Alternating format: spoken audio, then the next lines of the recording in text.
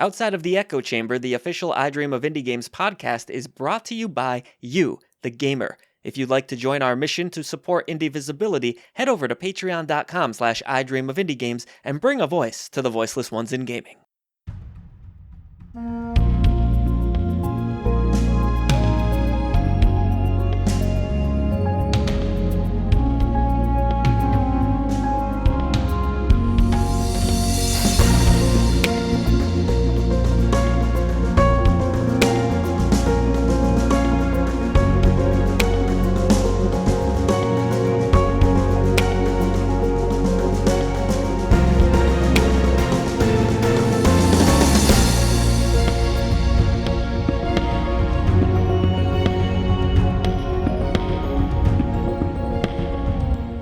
Hey there, Pixel Pals, and welcome to the most happening indie gaming podcast on the internet.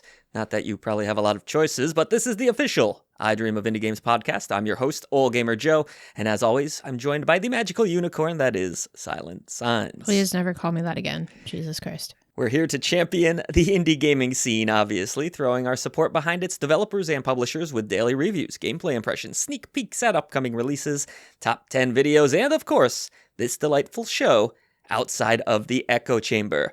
We tip our hats to everyone who supports independent content out there. If you're as indie obsessed as we are, you can help keep the flame burning by visiting patreon.com/idreamofindiegames.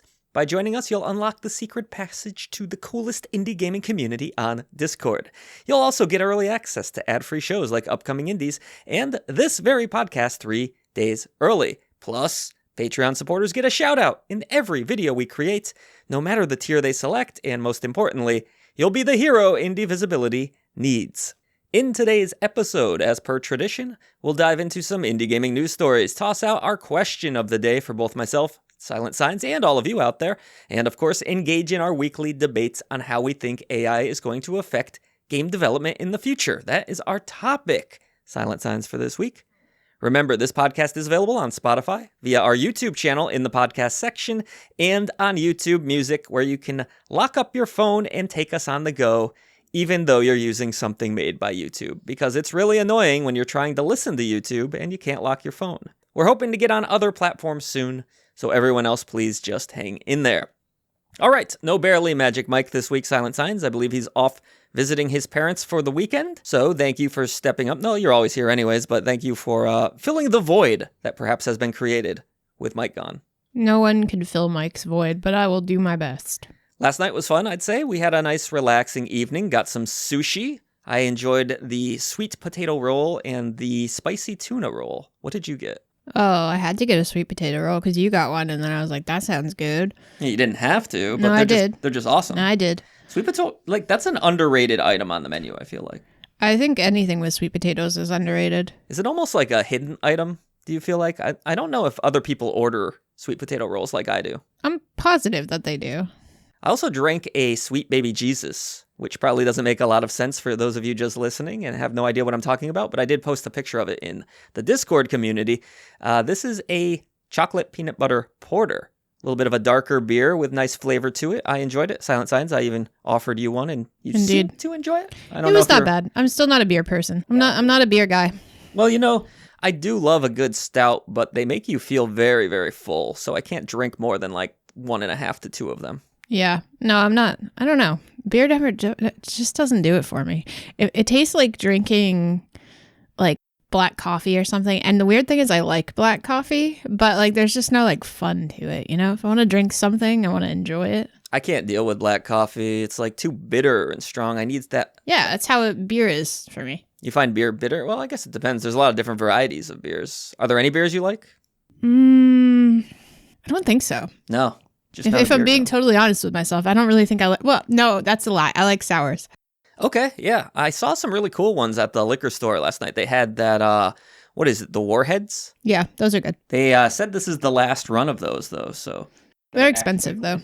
They are expensive. It was like $20 for a 4-pack of them. But like your standard run-of-the-mill beer guy's beer, like beer guy's beer, even the like artisanal beer guy's beer. No, I can't. It does not do anything for me. Yeah, it's funny you mentioned that because I actually am the opposite. I don't like sours. I'll enjoy a beer here or there, but really, At the end of the day, not a whole lot good comes from just drinking beer.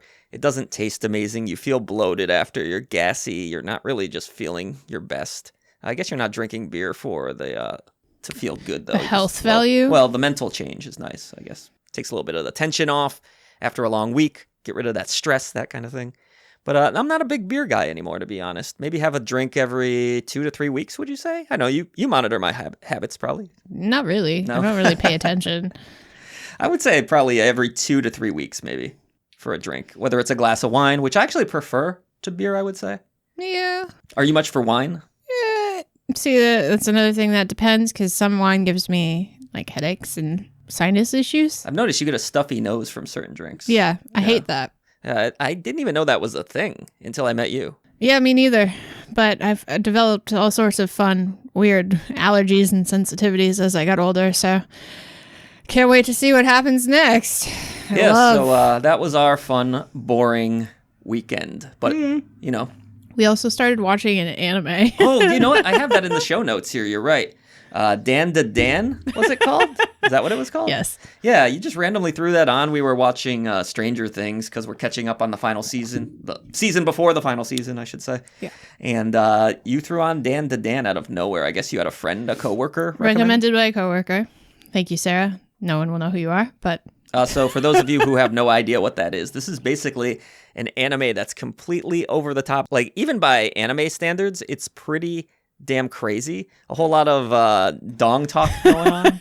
Yeah, definitely. I'm still not fully sure I understand it, but basically there's a guy who's obsessed with like the occult, but he only believes in like extraterrestrial type stuff. And then there's a girl who talks to him. She's like way too cool to be with him, but then like she reveals that she believes in like ghosts and like that type of stuff, and then they come together and make a quite unusual pair. Also, doesn't the girl discover that the nerdy dude she's hanging out with is Has actually the name of her crush? Yeah, the name of her crush. So I'm wondering, are they going to like end up coming together, being a couple? It's a really odd combination of characters that works very well for me so far. But, you know, saying anime is zany and over the top is kind of a blanket statement, but trust me, this one's really, really bonkers. We almost never watch anime anymore. Yeah, but I was like, you know what? Sure. If my eyes weren't starting to close, I would have kept watching it probably in a binge because there's 12 episodes of it. My thought was I needed something that was like 20 to 30 minutes. Yeah, it's quick. It's quick. I feel like we're going to get through the 12 episodes really quickly. So Probably. Now I'm curious if there's a game. Let us know if you've heard anything. I believe there's books. Oh, okay. Is that what it's based on? Do you know? I think so. Yeah. Anyways, I really enjoy it so far. Highly recommended Dan to Dan. If you anime lovers out there are looking for something new to watch and you happen to have a Netflix subscription. It was Netflix, right? Yeah, and you're not easily offended by, slightly suggestive things, I guess. It gets a little bit iffy, but it never quite goes, so far anyways, all the way there. No. So I was starting to worry it was going to be a little too cringe, but thankfully... No, not too bad we got through so it. far. But yeah, of course, if you're sensitive to such, like, I would say, I'll just call it sexual content. Yeah. Maybe be aware of that. All right, let's get into some news stories involving indie games, Silent Signs. Okay. As we do here on Outside of the Echo Chamber. This first one is very unusual. This is a game that I had been kind of following a little bit here or there. It would come and go through our inbox. I'd hear things, and then it would disappear. And then all of a sudden, it just kind of dropped out of nowhere. This is Zebra Man we're talking about, which came out just a couple days ago, I believe. Yeah, what's the deal with that? Did we ever find out why it was kind of dropped on us? I'm not really sure what their marketing strategy was with this game, but it's out there, folks, and you can play it right now. I'll give you a little bit of background on the game. This article, as all of our articles do, comes from Games Press.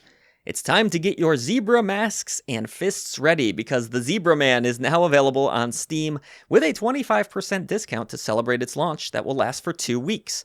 With its bloody fights, unique aesthetics, mixing different art styles, and an unpredictable story full of craziness and twists, this top-down action game promises to offer an experience full of adrenaline and excitement. Revenge wears stripes and will make one hell of a bloodbath. The game is also planned to release on consoles and will be coming at a later date to the Switch, PS4, PS5, Xbox One, and Xbox Series X and S, which makes me wonder, maybe they were kind of dropping it softly on the PC, letting people get a little bit of a taste of it before kicking off a full marketing campaign for the console versions. Is their tagline, what's black, white, and red all over? I don't... Because it should be. But no, I was actually really interested in this title because I'm a huge Hotline Miami fan, as many of you know out there, and it very much looks in the style of that, but maybe a bit more puzzle-based. What did you think based off of what you saw of Zebra Man Silent Signs? I was just shocked that we heard nothing of this before it came out. Like, we didn't even get a news blurb on it until it was already available. Yeah, and it's something that we most definitely, I feel like, would have featured on the channel. We probably would have done a video review and written and all of that. But for sure. I mean, exactly when it came into us was when Barely Magic Mike brought it to our attention and was like, hey, this game looks cool. We're like, funny you should mention that. It just came through. Yeah, so it's an interesting marketing campaign they have going on there. But regardless, you'll have to let us know if any of you bite the bullet and take a risk on trying Zebra Man, because I haven't played it yet myself. Obviously, it just stealth dropped, and we have a million other things to deal with here. I like the art style, though.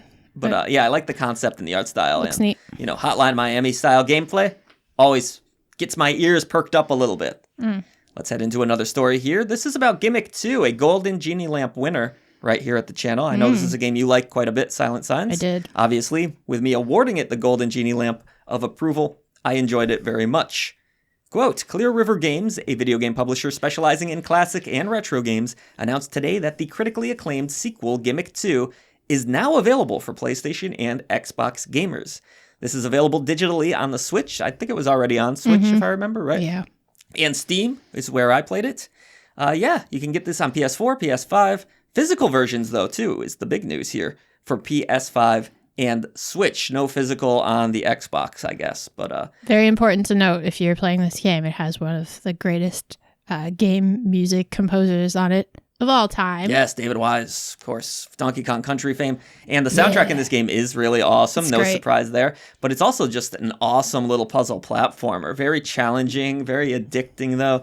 I know Mike, when he played it, he said he was really enjoying it, but he did find the visuals to be a bit generic, and that's fair. It's not like the nicest looking game, but I found it was bright and colorful enough. Yeah, as someone who loves like classic platformers, perfect for me. Just from a pure gameplay standpoint, I think they really nailed it out of the park with this game. So yeah, feels great. I highly recommend picking up however you can.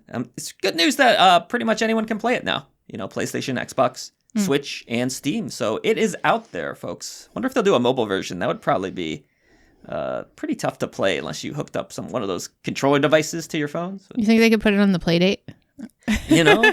I think it would lose some of its visual qualities that way. That would be kind of charming in and of itself, though. It'd almost be like the old days where you had Game Boy Advance games, versions of like the PS2 ones, exactly. and they were radically different versions. But I always kind of liked how those looked. The simplicity of it was charming. Yeah, no, you're right. I always thought it was pretty cool that you would get like there was back when we were working on I Dream of Retro Games, we did a Ghost Rider game that was released on PS2, and we compared it to the Game Boy Advance version, and it's an entirely different game made by an entirely different developer. That happened quite a bit back in the day. So. Or do you remember those Tiger Electronics little handheld games? You know what? In like 3rd and 4th grade, I had a bunch of them. I had the Mega Man one, I recall, where you'd be able to fight one boss with like 3 frames of animation. Yep. I had the Little Mermaid one. Yeah, I think I had a Karate Kid. There was an X-Men one, I believe. I feel like everyone had that Little Mermaid one. Yeah. Yeah, that was like, I feel like it came back too. Yeah, I think there was a Lion King one as well, I believe. Yeah, so like they tried to do a retro push with those things because I definitely saw one not that long ago in Target. They were surprisingly hard. Very hard. Well, I mean, you have like 6 frames of animation to work with. So. Well, yeah, but like you would think they would make it simple for children because it was clearly marketed towards children. Yeah, no, they are designed for you to keep playing over and over again and not win at. And also, probably not good. You know what? I want to know if anyone speedruns the Tiger Electronics games. Is there anyone that just got really good at those? I'm going to look that up. Usually, there's a saying that if you can think of it, it's on the internet somewhere. So, well, you think that like everybody's gotten really good at like the SNES games and like the PS1 games, and like there's got to be someone out there who's mastered the Tiger Electronics games. Either that, or you just give someone $100 million idea for a YouTube channel. Actually, never mind. I said anything. I'm gonna go buy some Tiger Electronics and get good. All right, our next story comes from Dear Villagers. Quote, Meridium is pleased to announce that it will release a physical edition of Big Helmet Heroes, an epic 3D beat-em-up featuring adorable knights and worlds filled with amazing situations. Developed by Exalted Studio and physically published by Meridium, the physical Big Helmet Heroes Exalted Edition will be available for PlayStation 5 and the Switch in April. Step into the world of Big Helmet Heroes, a cinematic 3D beat-em-up adventure that combines stunning visuals, movie-quality animations, and exhilarating action. Join adorable knights on a quest across fantastical realms. Play with a friend in 2-player co-op mode to rescue the princess and uncover even greater challenges ahead. Now, I've been watching some trailers and following this game quite a bit because it is out next week, and I believe Barely Magic Mike has a review coming up. Exciting. In fact, that's probably out for most of you now. We have like 4 reviews dropping on Thursday. It's kind of crazy. It's going to be an interesting week. How things worked out this week, but it looks really fun. I don't know if you got to see anything of this. I have. It kind of reminds me of like the good old days of playing like Castle Crashers and stuff. Exactly, yeah. Would have liked to have seen like a 4-player co-op option here. It's only 2. Well, you know. But still, can't complain. Anytime you get local co-op in a game like this, I'm pretty excited. So they're confident in this product, obviously, enough to already be announcing a physical edition. I think this game is going to be really good, but I have absolutely no idea yet because Mike's told me nothing, and I couldn't tell you even if he did. So I think Dear Villagers has some good products. They do. Yeah. That gives me some confidence that this might be a good game. I think so, too. Yeah, based on the trailers and everything I saw, it does look really fun. And pardon if you hear some scratching in the background. It's just my dog. He's very itchy in the wintertime. He also refuses to be more than like 5 inches from our feet. Yeah, whether it's me or SilentSigns here in our little office, he just has to be pretty damn close to us, like maybe a foot away. Well, he's going up on his futon now. So I also work in this office for my like 9 to 5 job, and I have a walking pad. And when I use my walking pad while I'm working, the dog will lay at the end of it and let like the pad moving scratch him. It's really dumb. You know, it'd be hilarious if he tried to hop on that thing. Oh, no, he's not that bold. The cats do, but not him. You think he could keep up with it? No. He'd just go flying like a... Gosh, you ever seen those terrible videos online where someone gets on one and then they just get wiped out and like, whoa.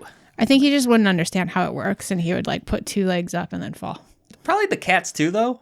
Right? I don't know if any animal would understand how this works. One of the cats gets on it sometimes. But again, if it's on the if the internet has taught us anything, that it probably exists. So there's probably videos of cats on, walking machines and whatnot.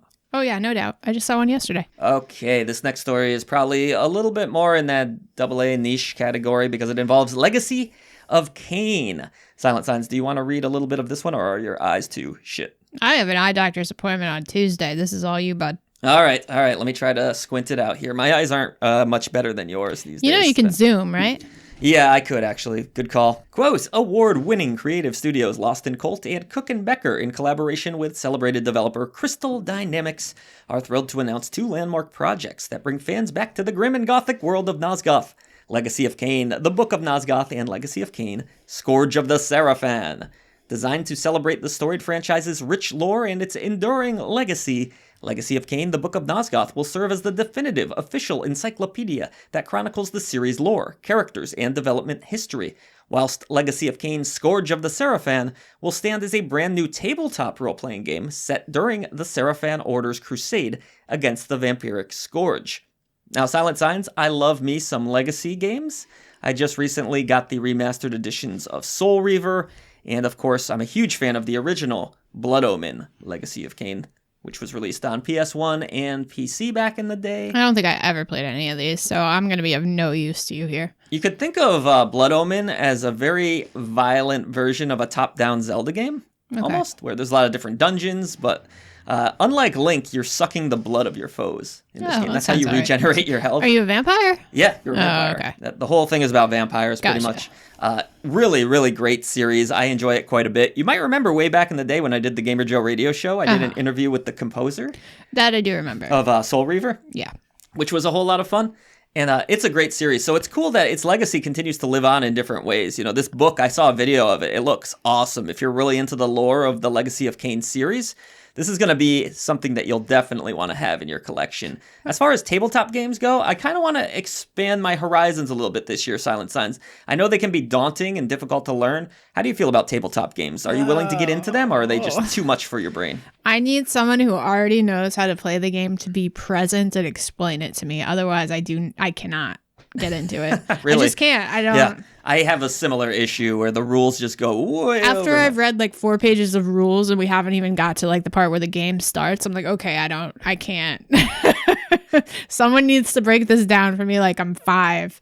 Yeah, but it is on my list of things to kind of try to expand my horizons on. Like I said earlier, I was planning to grab a Sonic-themed one pretty soon here. It's called Sonic Roll. I feel like you could probably I feel like that's a good introduction. digest that pretty well. Yeah, because it seems like it's a little bit, I don't want to say dumbed down, but easier to That's understand. perfect. Because You I'm know, dumb. Simple dice rolling. I'm not saying you're dumb or anything, I am. But basic dice rolling, basic rules. That's a nice way to get into before I jump into something like, I don't know. Have you ever played like, what's a really complicated tabletop game? I don't know. I haven't played it. The most I know complicated ones I played were like, I couldn't even tell you what they were, but Well, I know you had a friend that was really big in the tabletop. So. yeah, she loves this game called like Twilight Emporium or something like that. Twilight Imperium. I don't know. And the rules were insane. And it like takes her 12 hours to get through it. And I'm like, girl, I couldn't. It's kind of what kept me away from Dungeons and Dragons throughout the years, is that the games go on for weeks and weeks and sometimes even months. It's a little much for me. Yeah, I've had a lot of friends that are really into tabletop games, even like Settlers of Catan and stuff like that. But I don't know. It's never been my jam. I like something that's in more like digestible sessions versus like a 3 to 12 hour experience. I don't really want that. I want like an hour and then we can move on to something else. So then, are you willing to at least try Sonic Roll with me this year at PAX? I think we're going to be bringing it to the tabletop section. So. Maybe. I guess. Also, that's a really loud atmosphere, though, to try to learn rules. Yeah. So maybe we should just like play in the hotel room or something. Actually, that's the biggest issue I have when we go to PAX. I got to be honest with you. When we sit down and try and learn how to play a game, even like a video game, and there's like 10 million things happening around me, I do not process what is going on. I know, you have the poor person trying to demo you the game, and they're shouting in your ear. They're like, hey, you gotta go this way, and then you press this, and then that causes this to happen, and then there's like 5 guys walking by me, and someone's staring at me, and the developer's at my shoulder. Do those 5 guys have burgers and fries? No, they don't even have burgers and fries. They've got like bao buns or something from a truck. Well, one thing I'll say about PAX is I like the booths where you at least get to wear headphones. That is a little better. Kind of sort of hear the game. I prefer the ones where they like put you in a little like the private closet booth where you feel like you're going to get murdered potentially. No, like it's like a closet. Yeah. Those are the better ones. Yeah, but no, those are the best. That's the best way to show your game. I can't tell you how many games I've tried at PAX, and then I come home and I'm like, oh, that's how you play? I feel like that has to be such an expense for the publisher to have this private little section that they rent out just for PAX to stick people into. Whereas, the smaller indie devs that are just, penny pinching out there trying to showcase their game, they're forced on I totally get on it. the floor. I understand it. I'm just saying for me personally, like as a sensory experience, that's way too much for me to process anything properly. All right, let's process one last story here, Silent Signs. It comes from Platonic, and this involves Yooka-Re-Playley, which is a remastering of sorts of Hilarious their name. game Yooka-Laylee that came quite a few years back at this point now. Pretty fun game. And this is an interesting announcement. Quote, "The year of the lizard and the bat is here. Kicking off the 10th anniversary year of Platonic, we sent a pager to our friends over at Yacht Club Games saying that their shovel-wielding hero has taken the wrong exit at the roundabout, or rotary, and ended up in our game again. We were told we can keep him for a while, so excited to share that Shovel Knight will make his courageous return in Yooka-Re-Playley. In addition to a shiny coat of paint, the wielder of the shovel blade also comes with a new and improved quest for you to undertake for one of those shiny pages. Platonic officially turns 10 years old in February.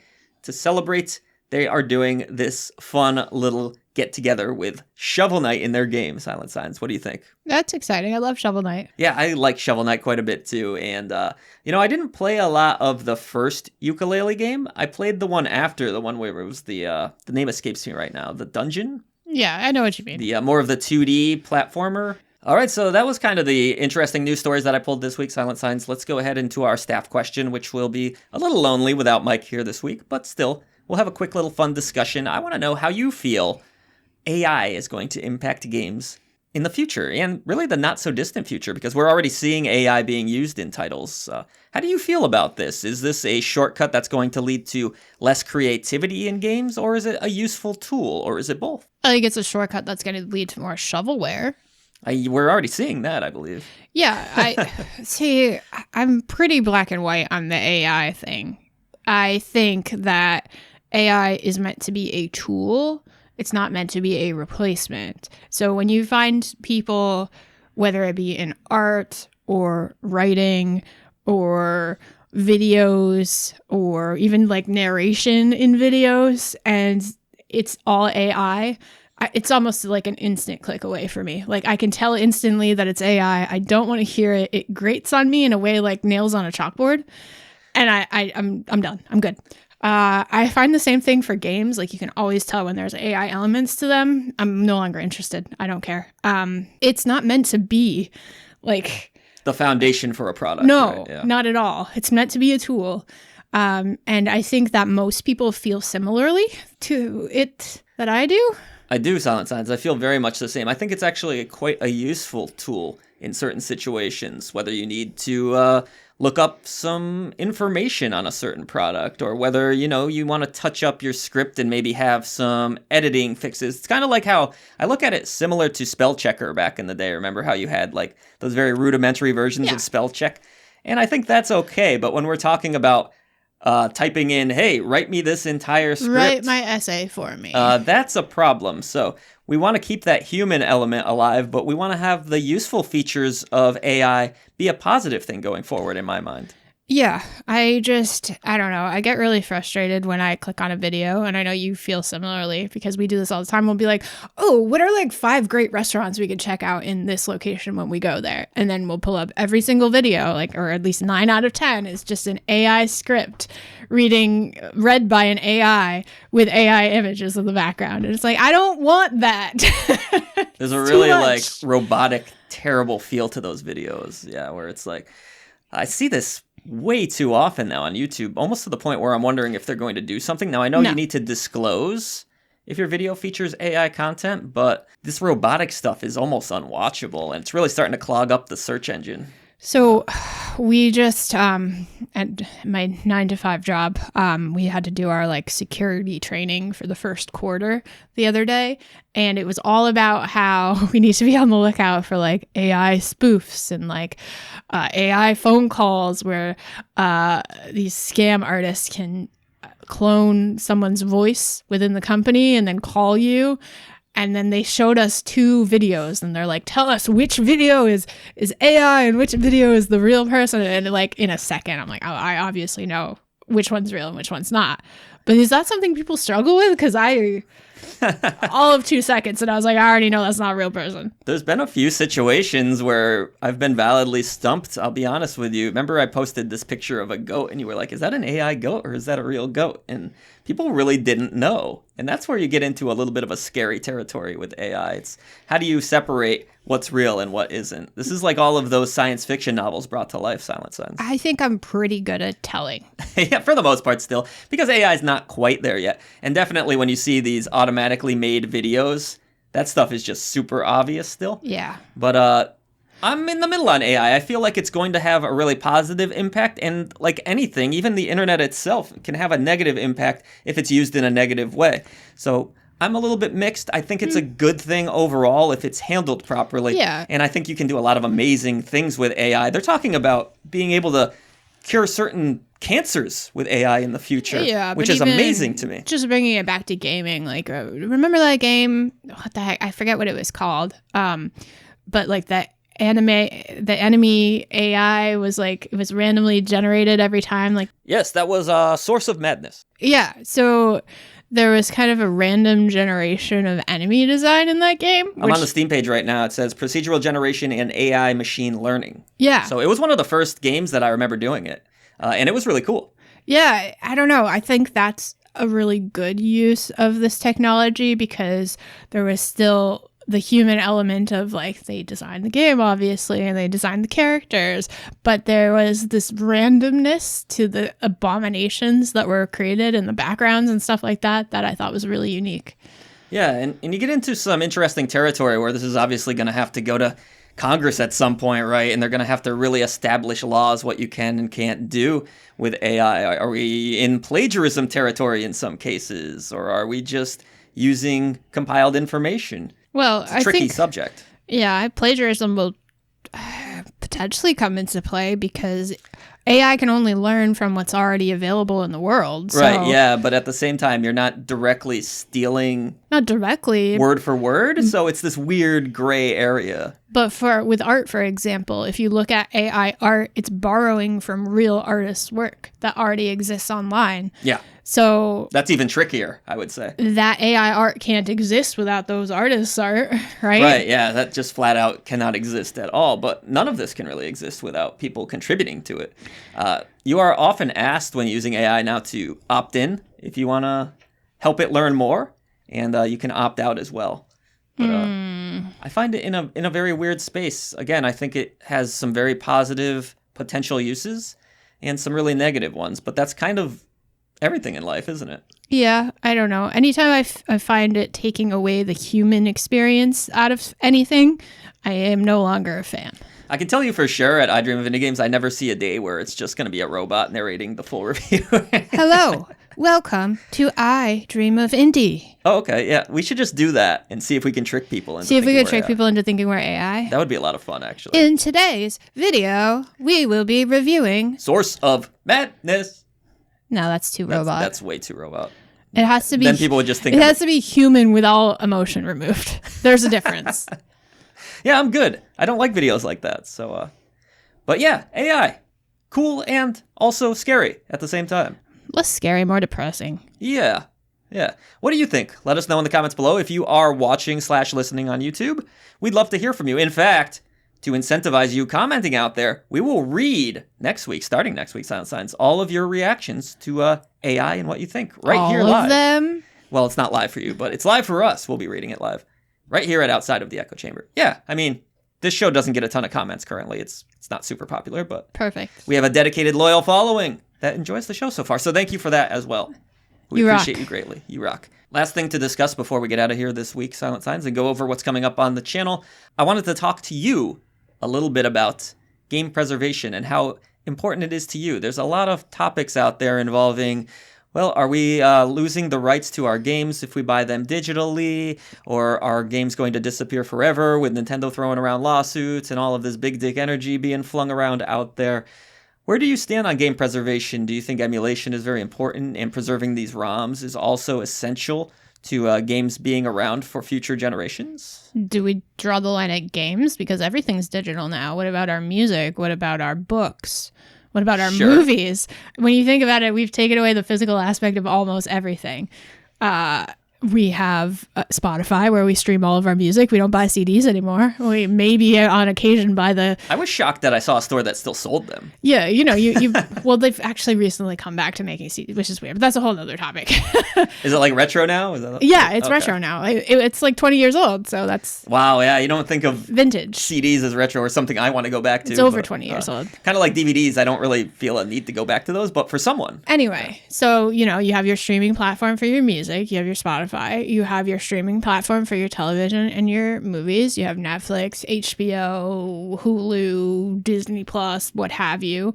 You have your streaming services for your games even, or if it's not, there's the digital library, right? Uh-huh. You have your Steam library or your Nintendo eShop library or what have you. And even with your books, you have your Kindle, right? Right.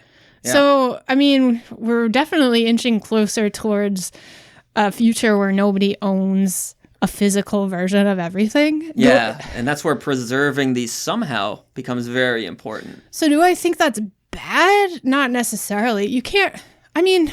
when you think about it, at the end of the day, you can't own anything, right?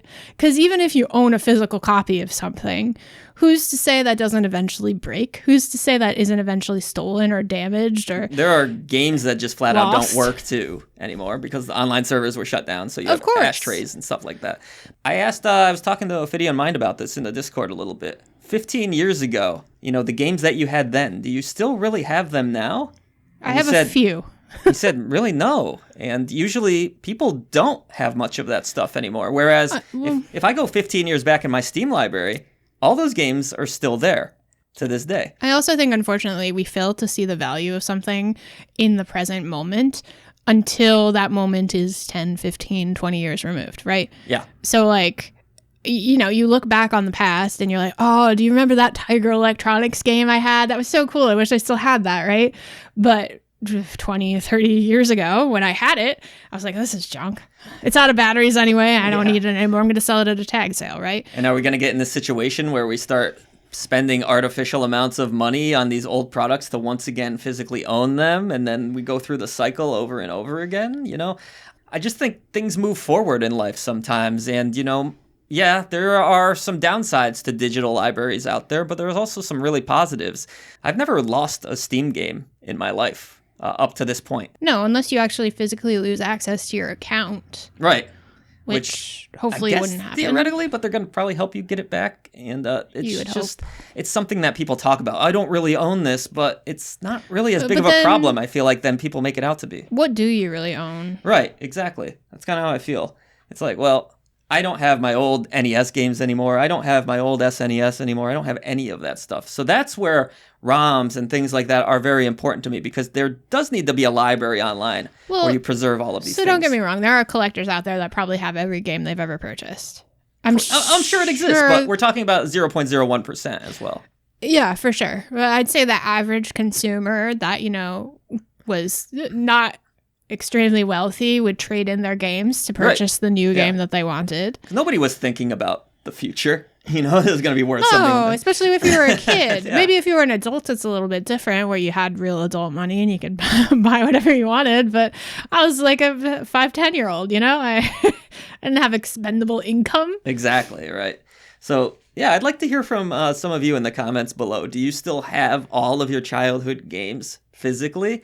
And how does that compare to your digital libraries these days? Are you worried about losing your games? Are they going to disappear into thin air in the future? It's honestly something I never think about. I don't really either. Because again, 15 years on Steam now, I've never lost a game. So I'm only going to be alive for so long.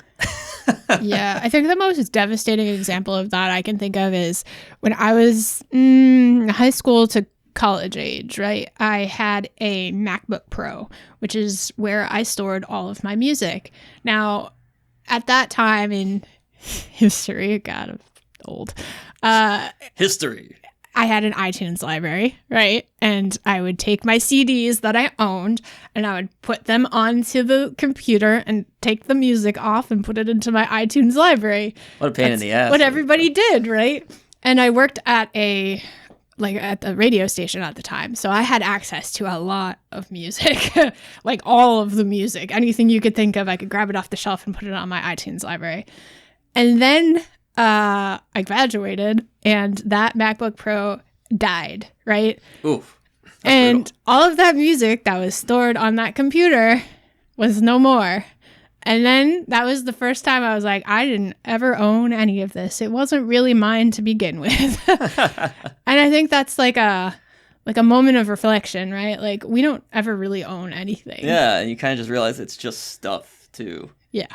And it's not really the most important thing in your life. No, I mean, it was devastating at the time. It feels like it, right? But life goes on, as it always does. And that's the interesting thing. Even when something feels devastating in that moment, the world just keeps on spinning. Right? Yep. Life goes on. You discover new things. You find new ways to listen or play or what have you.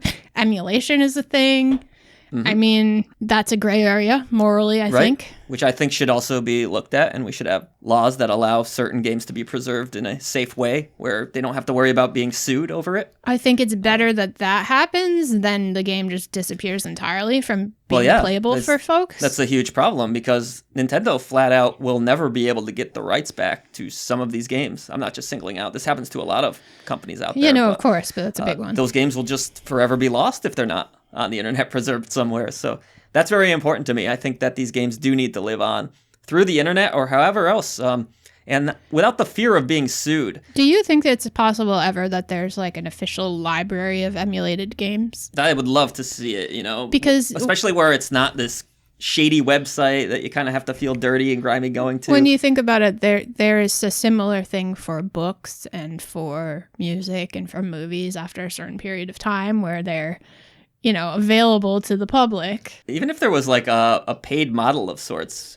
I'm a member of this museum for the year and I'll pay a flat fee and I get access to all of these games. But there's so many different licenses involved. That's where things get so messy. All of the legal mumbo jumbo that comes with it. So I'm sure there's a way, but... And, even thinking to games that are, this happens from time to time, games that are delisted on stores. Well, I always think, you had a lot of opportunities to buy the game before things got to this point too. And you're usually given fairly well warning that it's going to be delisted. Right. So if you really want it that bad, you always have the opportunity to get it before it gets delisted. I'm not a fan of any game getting delisted, obviously, but... unless there's like a very valid reason. I feel like people are often outraged about these things that they had years of time to purchase beforehand. And like, what? It's gone now? Yeah. Like, you had years. You had 10 years, man. In a lot of cases, yeah. So, interesting topic. Let's hear from you in the comments below. And again, we'll read your comments here. Next week on Outside of the Echo Chamber, Silent Signs. Quite a few videos next week going up. 4 reviews or so. I think it's 1, 2, 3. Yeah, 4 reviews on Thursday for y'all to look forward to, which I guess is also when this podcast is dropping. So lots of media on Thursday. One of those reviews is mine. Yes, and then our upcoming indie releases will be live for everyone right now, I think, for the most part. Yeah, probably. Unless this podcast hits a little early, but yeah. So soon. 12 exciting indie releases for the week. Things are kicking off for 2025. A pretty busy January, I'd say, Silent Signs. How do we feel about February?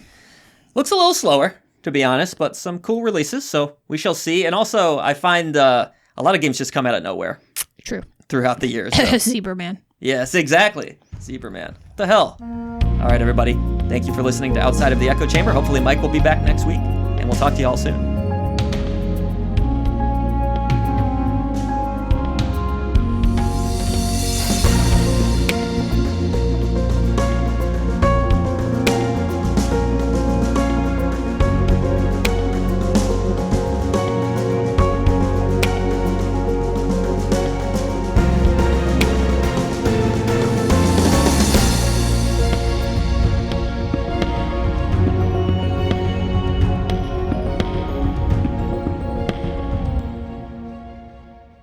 For far too long, you, the gamer, have been denied honest gaming coverage.